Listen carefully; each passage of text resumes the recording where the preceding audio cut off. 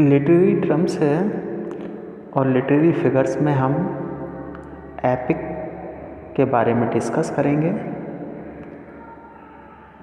Epic है a long narrative poem. A long narrative poem एक लंबी वर्णनात्मक कथा, कविता, एक लंबी वर्णनात्मक कविता विद ए हीरोइक थीम। और जिसकी थीम कैसी होती है? हीरोइक होती है, बहादुरी से परिपूर्ण होती है, जिसमें युद्धों के बारे में बताया गया है। एलिवेटेड स्टाइल, और जिसकी जो लेखन शैली है उस पोएम की, उसको ऊपर उठाकर प्रस्तुत किया गया है, अर्थात बढ़ा चढ़ाकर प्रस्तुत किया गया है। एपिक के बारे में 3 बातें ध्यान रखनी है। एपिक एक लॉन्ग नैरेटिव पोएम है, एक लंबी और वर्णनात्मक कविता है, जिसकी थीम होती है हीरोइक होती है, जिसमें बहादुरी के बारे में बताया जाता है। एलिवेटेड स्टाइल, जिसकी जो स्टाइल है उसको बढ़ा चढ़ाकर प्रस्तुत किया जाता है। 2 टाइप्स ऑफ एपिक। एपिक 2 प्रकार के होते हैं, प्राइमरी एपिक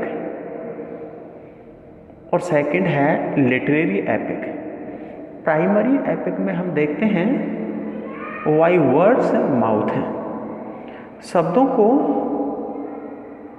बोलकर जनरेशन टू जनरेशन, एक पीढ़ी से दूसरी पीढ़ी तक है और पहुंचाया जाता है, और शब्दों को मुँह से बोलकर एक पीढ़ी से दूसरी पीढ़ी के लिए ट्रांसफ़र किया जाता है। और लिटरेरी एपिक से और प्राइमरी एपिक से पहले हम दी का प्रयोग करते हैं। आपको ध्यान रखना है, प्राइमरी एपिक से पहले दी का प्रयोग किया जाता है। जैसे दी महाभारत है, दी रामायण है, दी इलियड है, दी ओडिसी है। दी इलियड और ओडिसी दोनों को ही ह्यूमर के द्वारा लिखा गया है। आपको ध्यान रखना है कि प्राइमरी एपिक में जो शब्द हैं उनको मुँह से बोलकर एक पीढ़ी से दूसरी पीढ़ी के लिए ट्रांसफ़र किया जाता है, और प्राइमरी एपिक से पहले और दा का प्रयोग किया जाता है। लिटरेरी एपिक जो कि it was written first time, पहली बार लिखा गया, और जैसे पैराडाइज लॉस्ट है, पैराडाइज रीगेन है, जो कि मिल्टन के द्वारा लिखे गए। मिल्टन के द्वारा लिखे गए। Characteristics of the epic. Epic की चारित्रिक विशेषताएं देखते हैं। जो एपिक होता है वो डिवाइडेड इनटू पार्ट्स, बुक्स में डिवाइडेड होता है एपिक। जैसे पैराडाइज लॉस्ट है, जिसके 12 पार्ट हैं, 12 बुक्स हैं। द इलियड है, होमर के द्वारा लिखा गया, जो कि 24 बुक्स में डिवाइडेड है। और इट सेलिब्रेट्स हीरोइक डीड्स। यहाँ पर हीरोइक, ये नायक जैसे कि बहादुरी से परिपूर्ण जो कार्य हैं उनके बारे में बतलाया जाता है। नेचुरली, विशेष रूप से हम देखते हैं एपिक में बैटल्स के बारे में और स्पीचेज, लॉन्ग स्पीचेज हैं उनके बारे में बतलाया जाता है।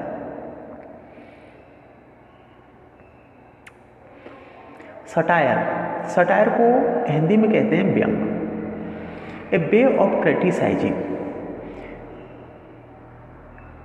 व्यंग करने का या टिप्पणी करने का, आलोचना करने का एक तरीका।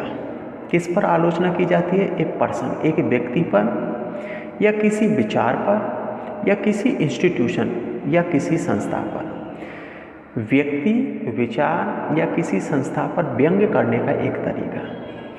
इन विच, जिसमें कि आप यूज ह्यूमर, हास्य का प्रयोग करते हो।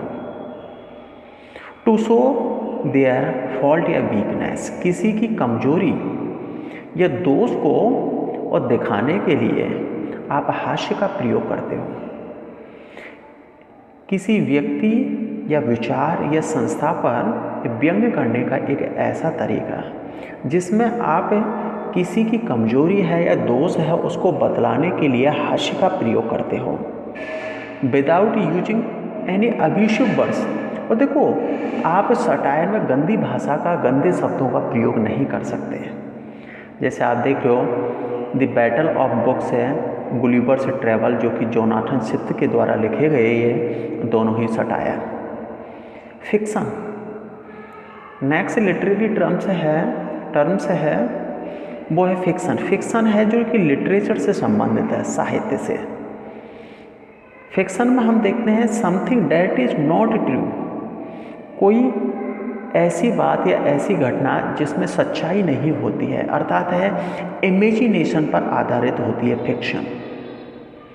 जैसे शॉर्ट स्टोरी हैं, ये फिक्शन में आती है, नॉवेल्स है वो भी फिक्शन में आता है, माइथ लेजेंड्स है, पौराणिक कथाएं, ये भी फिक्शन में आते हैं, फेयरी टेल्स हैं, परियों की कहानियाँ, ये सभी फिक्शन में आती हैं क्योंकि ये इमेजिनेशन पर बेस्ड होती हैं। नेक्स्ट है जो कि मेलोड्रामा है। मेलोड्रामा जिसको नाटक कहते हैं, देखो लिटरेरी मीनिंग क्या होता है मेलोड्रामा का, और क्या होता है म्यूजिक या सॉन्ग ड्रामा, संगीत नाटक जिसको गीत नाटक भी कहते हैं। इस शब्द को मेलोड्रामा को ग्रीक से लिया गया है, ध्यान रखना है ग्रीक से लिया गया है। और यहाँ पर हम देखते हैं मेलोड्रामा में क्रिएटिव परफॉर्मेंस ऑफ एक्शंस, जिसमें एक्शंस हैं उनको प्रस्तुत किया जाता है, और एक्शंस को प्रस्तुत करने के लिए हम एग्जेजरेटेड इमोशंस, भावनाओं को, तनाव है, उत्तेजना है, उनको हम यूज में लेते हैं। और एक्शंस को प्रस्तुत करने के लिए हम बड़ा चढ़ाकर इमोशंस है, टेंशंस है, एक्साइटमेंट है, उत्तेजना है, उसको यूज में लेते हैं। जैसे वुथरिंग हाइट्स है जो कि एक मेलोड्रामा है, एमिली ब्राउंट के द्वारा लिखा गया है। मोनोलॉग, एकालाप, इसमें देखते हैं मोनोलॉग क्या होता है, a long tedious speech by one actor in a play और फिल्म, कि किसी नाटक या फिल्म में एक एक्टर के द्वारा, एक अभिनेता के द्वारा लंबी और उबाऊ भाषण देना ड्यूरिंग ए कन्वर्सेशन, कि वार्तालाप के दौरान, डायलॉग के दौरान किसी फिल्म या प्ले में एक्टर के द्वारा लंबा और उबाऊ भाषण देना ही क्या कहलाता है, मोनोलॉग कहलाता है।